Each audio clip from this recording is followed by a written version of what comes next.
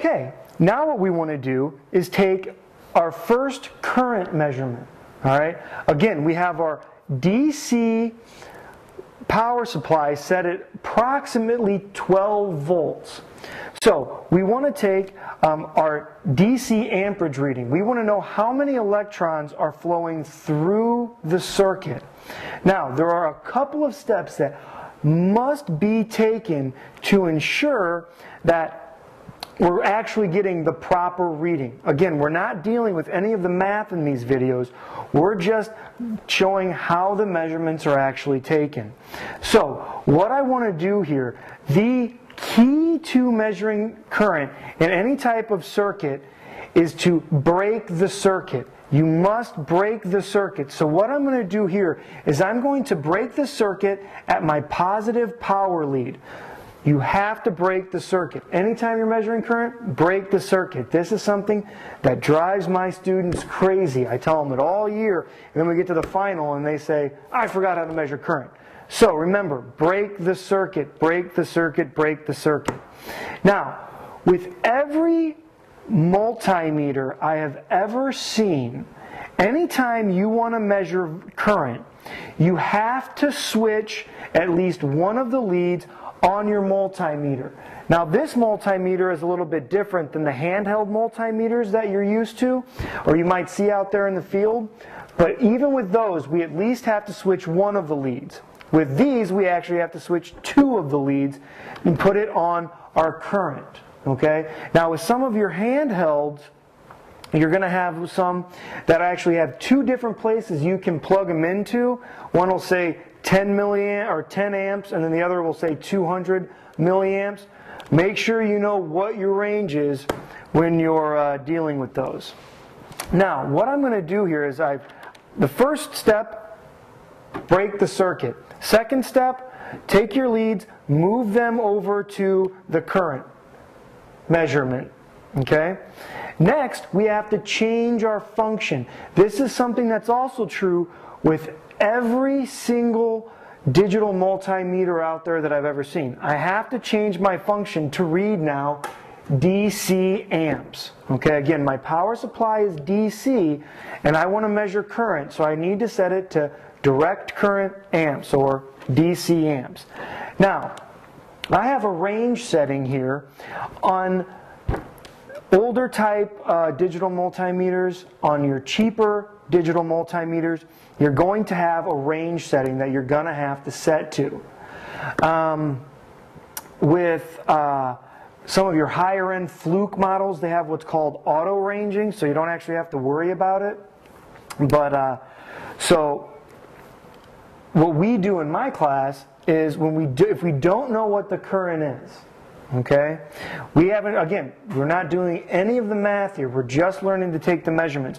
We don't know how big this resistor is. We may know what our voltage is. We have no idea what the voltage or the current setting is going to be. So what we want to do is we want to turn this up as high as we can to our 2 amp setting in this case.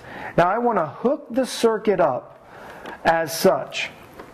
I want to hook my red to my red in this case, because I'm re-hooking the circuit back up. Now, I'm going to take my black lead and I'm going to run that into the junction where I actually broke the circuit. So I'm re-hooking the circuit back up. Now, so if I follow my electron flow now, my current runs in from the negative of my power supply to the junction, through the wire, to this junction, through my resistor, into this junction, through the wire. Now it's going to run through my black wire here, all right, into my current meter. From my current meter, this is where it's going to count how many electrons are flowing through the actual meter in a specific time, which will determine how much amperage is in the circuit. Then it's going to run back through the red wire, back through here, to our meter, completing the circuit. Now, again, I'm not 100% sure, let's say, what my current is. Most of the time you're going to do the math that you've learned in class or as reading the book, and it'll tell you what range you should be on based on what your calculations are. So here I want to go to my highest setting and I want to start to adjust it. Now this is a pretty close range. Right now I'm at 25.2, in this case, milliamps. I know that that number is higher than my 20 milliamp range, so I don't want to move into there.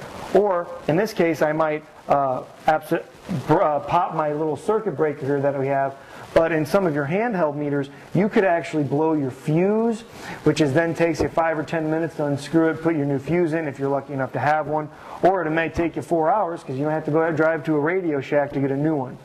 So this is how we break the circuit, okay? Now, in this type of circuit where there's just one resistor, it actually doesn't matter where we break the circuit, okay? So I disconnect it, I rehook the circuit back up. I disconnect it at a different point. Now I want to make sure that my positive lead is as close to my red here in the circuit to make sure I'm not going to get a negative number. I plug this in here. I'm getting roughly the same amount of amperage as I am, 25.3 milliamps. There's a little bit of a variation. Some of this equipment's a little old. As we know, 25 milliamps is actually 0.0253 amps. All right. So again, I want to disconnect my amps, my amp meter. I want to hook this back up, complete my circuit. Now I want to break it at a different point. So again, that first rule, you have to break the circuit. Break the circuit, break the circuit. So then my negative is going to come here. That's going to be close as I can get to my black lead here. My red lead is going to come into here, reconnecting the circuit back up. And again, I'm getting roughly the same, 25.2 milliamps. And this is how I measure current. And with this type of circuit, when there's only one resistor in here, I can measure my current at any point. And ideally, you should get exactly the same number or within a very, very close range.